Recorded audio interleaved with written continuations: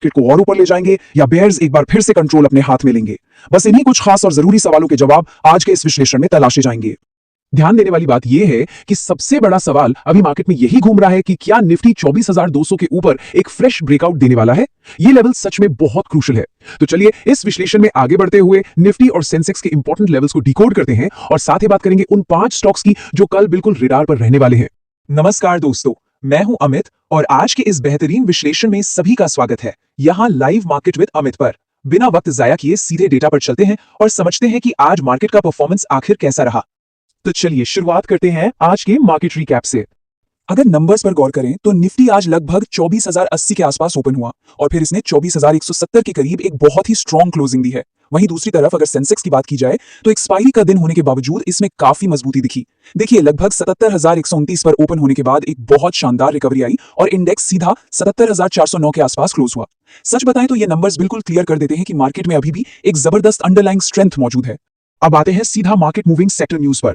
ऐसे कौन से मैक्रो इकोनॉमिक फैक्टर्स थे जिन्होंने आज मार्केट का मूड सेट किया? देखिए आज मार्केट को ड्राइव करने वाले बेसिकली 3 सबसे बड़े फैक्टर्स रहे।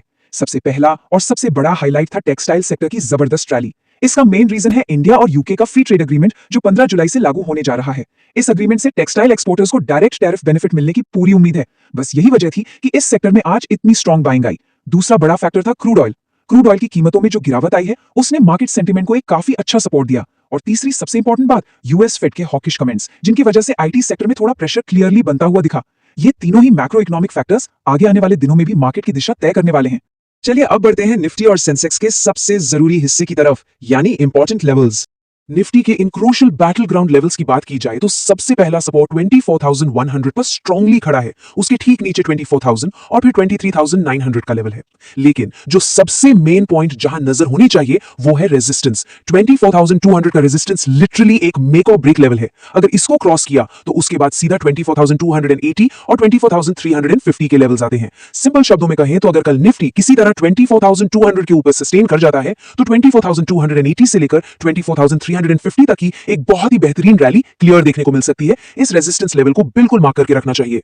ठीक उसी तरह अब अगर सेंसेक्स को देखें तो इसके सपोर्ट लेवल्स 77,200, फिर 77,000 और उसके बाद 77,700 पर काफी स्ट्रांगली प्लेस्ड हैं।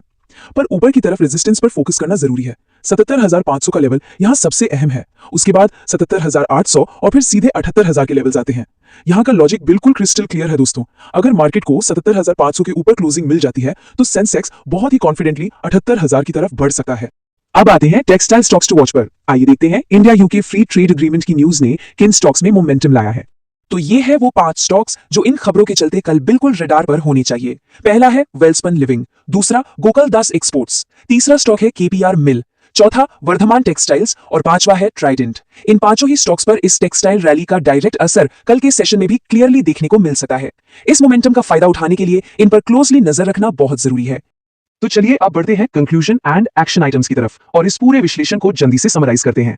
कल के लिए जो अल्टीमेट डिसाइडिंग लेवल्स होने वाले हैं वो है निफ्टी 24,200 और सेंसेक्स 77,500।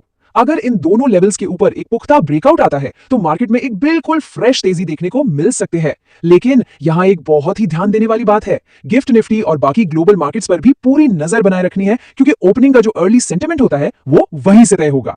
अगर आज का ये विश्लेषण पसंद आया हो और ये मार्केट इनसाइट्स फायदेमंद लगे हों तो इस चैनल को लाइक, कमेंट और सब्सक्राइब जरूर किया जाए।